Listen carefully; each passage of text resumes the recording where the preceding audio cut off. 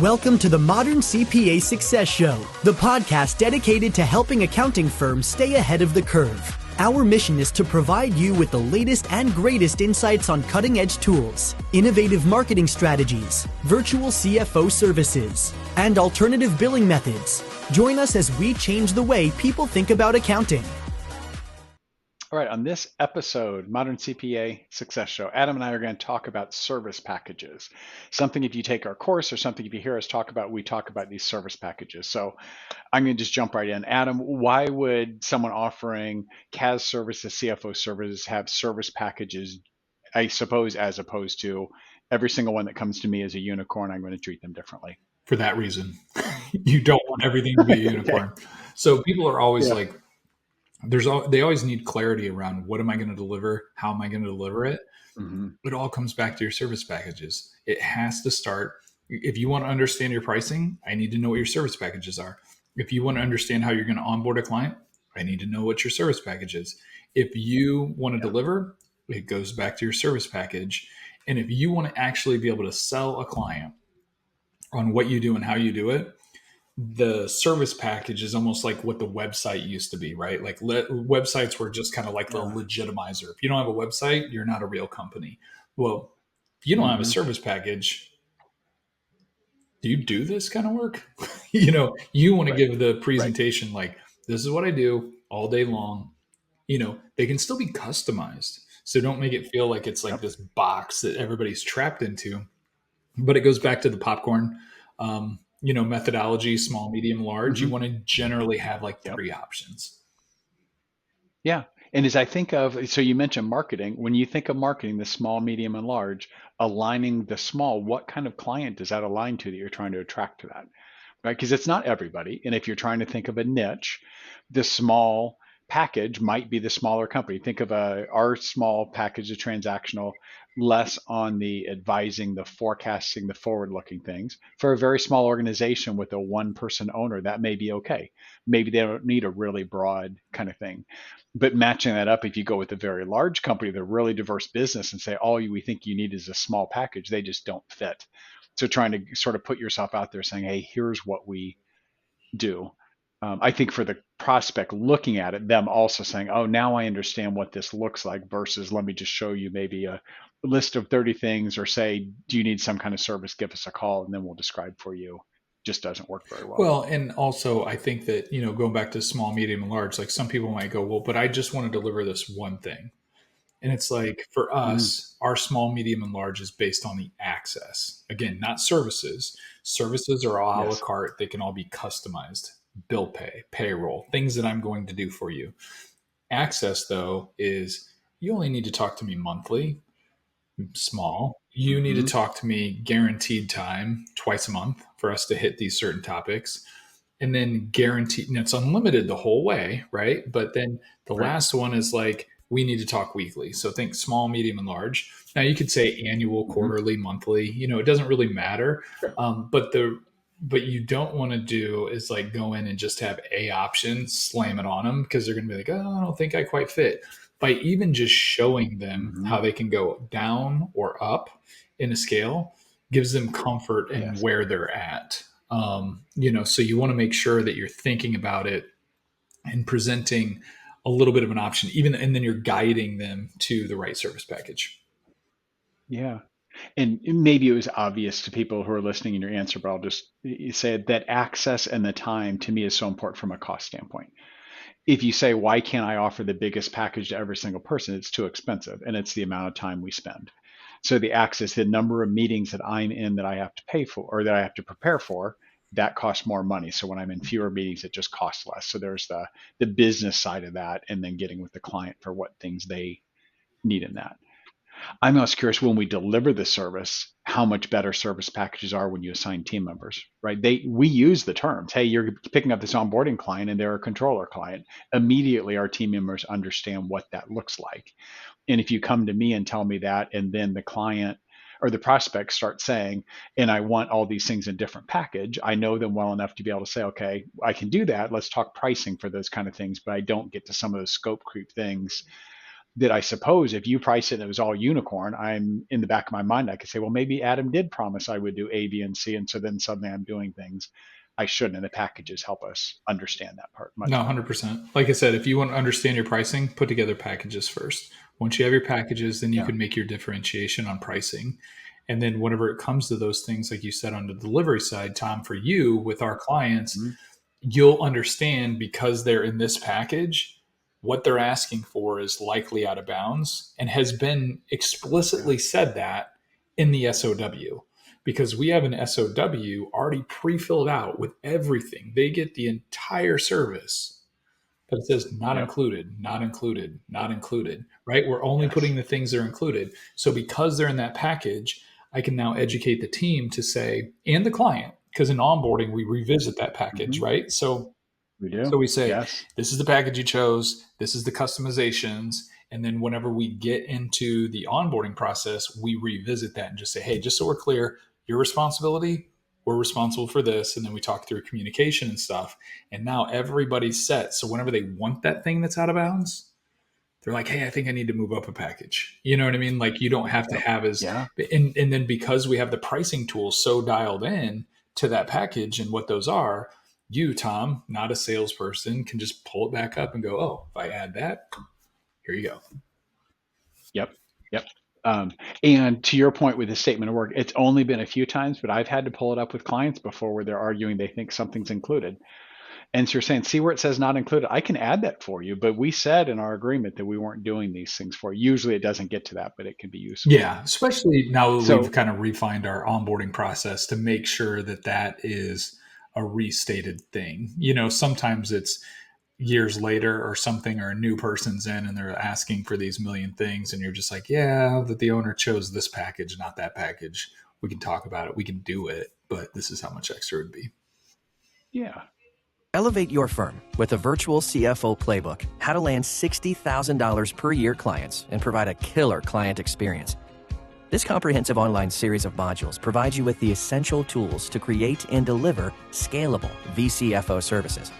Developed from Summit's successful approach, which propelled them from $500,000 to over $10 million in revenue in 10 years, this playbook will equip you with the skills to take your firm to the next level. Additionally, upon completion, you can receive 24 hours of CPE credit for the course. Ready to grow your firm? Enroll now at vcfoplaybook.summitcpa.net.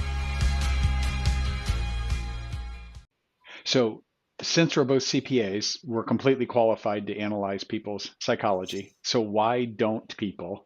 Because I can tell you it's probably 95% of the time when people start, even as they go through our class and we say, do your packages, people say, I don't have them yet. Why do you think as people launch into this, they don't build the packages? I feel like you're already prepared to answer this, so I'm in a no-win situation here, but And I can offer my opinion if no, you'd that's rather. okay. No, that's fine. I mean, I just think that it's a, you know, again, this is, it's no different than starting a paper whenever you go to write it. This is the foundational first step. And I think that everybody Yeah. gets writer's block on this part. And I am telling you sincerely, like if you can figure this part out and you do it, everything else just kind of like all of a sudden now the ideas are flowing and you're just like going boom, boom, boom, boom, boom. Everything else kind of falls into place. So I think it's just the hardest thing to get started. I think you're right. Yeah, I think you Oh, stole the main thing I man, was going to good. comment, which I love. But I would say, I think, and if someone would sit down for an hour, my guess is they could have a third to half of it completely done. Just come up with what you think the differentiators would be. And I think if you did that over a few week time period of like, okay, then ruminate on, oh, what was I thinking about this? How could I make the middle package still sound valuable, but not spend as much time? And I thought of things like, I mean, cost driver is one of the important ones. I already talked about time. So as you look at the packages, one of the ways to evaluate is the smallest one that people are going to pay the least for. Is that the cheapest for me to deliver? That's something you need to consider. And then there's sort of the opposite side when you take the total client perspective, which is the one that you think clients are going to say, yes, I need that. When I go from the small popcorn up to the medium, that sounds valuable to me. There's something in there that I would like to have that you're saying, and that's where you get to put on your marketing hat and things like that. Yeah, no, I agree. I think you can intentionally devalue step one. You know what I mean? Like, because it should be Yes. devalued because it's going to be less. You're offering it as a, hey, if you just are super cheap, you could do this, but here's where the value is. No different Yeah. from might as well jump to a large popcorn instead of a medium because it's 50 cents more and I get a lot more popcorn, even though I'm not going to eat it anyway. You know what I mean? Like it's one of those things. But I think that, whenever it comes to service packages, the other thing to kind of consider, I mean, that's a pretty bold statement, an hour and a half, Tom. That's pretty good. But I would say where you would want to start is thinking like the client.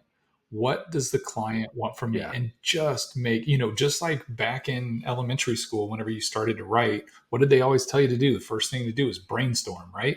Just write a bunch of stuff down and then come back to it and then try to organize it. So much the same way, write down everything that the client asks you to do.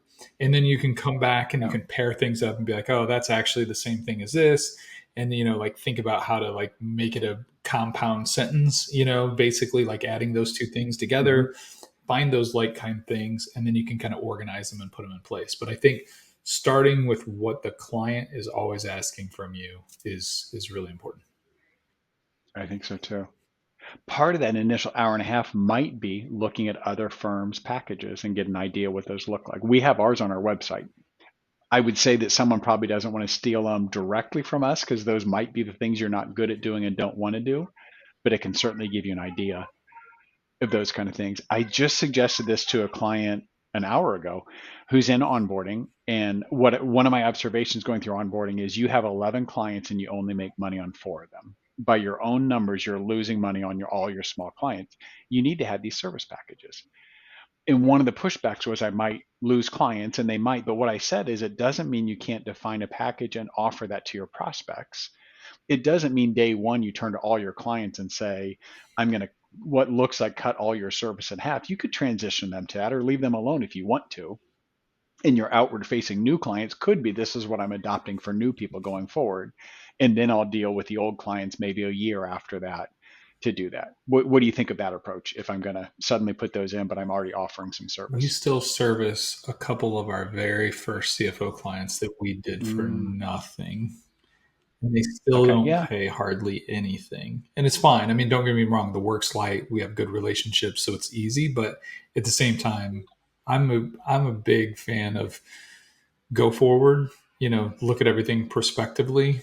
And then if and when it comes time to, cut the bottom 10% or whatever you're trying to do, then you can kind of go back and look at that stuff. But I don't like it, I don't like messing with other stuff first. It's like, let's test it out kind of going forward, understand that some people are going to just paint outside the lines for a little while. And maybe that's okay. Maybe there's reasons why. Maybe you've gained enough efficiency through the relationship that, you would take a bath on a new customer, but because they've been a customer for 5 years, it's like, you know what I mean? Like I can get through this with some minor adjustments, and then take into consideration.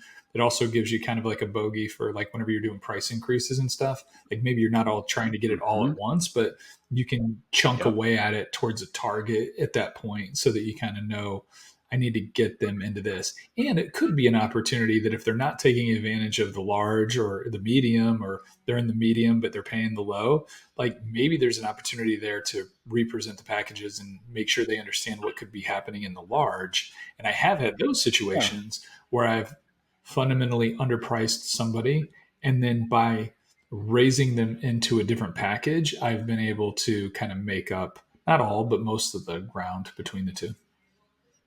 Yeah. As most people know, if they listen to us also, we give pricing on that very first prospect call. It's up on the screen. We show it to them. If you didn't have package, I think that would be very difficult to put that together. And so it is pretty easy to say, look, here's our small, medium, and large. I've listened to you. Let's get these things. And then you get that initial reaction from the prospect where maybe they have sticker shock, and then you're talking about why it's this, or maybe we can go down a package if you do. I can't imagine trying to say, hey, there's this option of 43 different things, and let's just turn on and off things at random. It still feels like what it would look like without. I actually just saw an engagement letter like that. It was this wildly obnoxious, probably 5-page Excel document with just check boxes everywhere. And I was just like, huh. You know what I mean? At least with the checkbox, I could see what they selected, but I was just wholly overwhelming and not really You know what I mean? Like every single engagement, you have to kind of re-understand your purpose. And again, if you're service-based and you're not selling consulting, you're just selling services like bill pay, AR, payroll, bank recs. You could probably get away with that. You know what I mean? But if you're starting to do more advisory, more accounting, oversight, whether that's revenue recognition, cash flow, deeper month-end close stuff, like it's you probably should just like figure out a way to bundle that stuff a little bit better. Yeah. Well, I know we're beating this up, but I will really encourage people to do it if they want to check out our site to see it. The other thing that we do that I think is important is we put what our typical pricing is on there that lets people, our prospects coming in, at least they're aware of what kind of things we offer. It's that. And so I think I've heard you say kind of the tire kickers, they don't need to be embarrassed by coming in saying, oh, I really thought this would cost a lot less and we don't need to spend our time doing that. So it gives a chance to say, here's what you're going to get for an average. Now talk to us about your specific. We even put qualifiers on there, like on average, what size team this makes sense for, and revenue size. The other thing I saw, I was actually at a CPE the other day, and I thought it was pretty helpful. Of course, everybody talks about AI, and we use chat like crazy, and I think you were talking about using it for that client the other day. And so, but he actually went through how to build out your service packages using chat and just prompts and just reprompting it. So again, if you get to that brainstorm idea and you just want to crank it all out and say, chat, help me actually formalize and group these things, like you can reiterate, you can do all these like iterations on chat, and that might help you get to where you want to be too. Yeah. And the iterating, maybe that is another barrier, because as you know, we're doing some modifications to our packages right now. And so we've had something that's worked for a long time, but there's nothing that says that has to be it forever for us. And then we'll deal with our existing clients and new clients also. Yeah, 100%. Well, good. Hopefully people don't feel like we beat them over the head with service packages. Although if they're still against it, give me a call, because I do want to beat you over the head and say you gotta take a shot. But I hope that we've described kind of why and the how of doing these. Yeah. Thanks, Tom. Yep. Thanks, Adam. Enjoy this podcast? Visit our website, summitcpa.net, to get more tips and strategy for achieving modern CPA firm success. We're here to be a resource in this ever-changing industry.